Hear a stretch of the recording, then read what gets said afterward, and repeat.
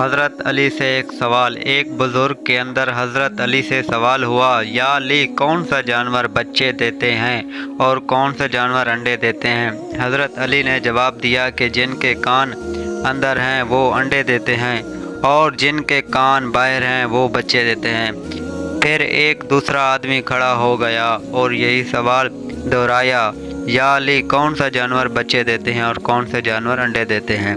اب سائل بدلا تو حضرت علی نے بھی خیرات بدلی۔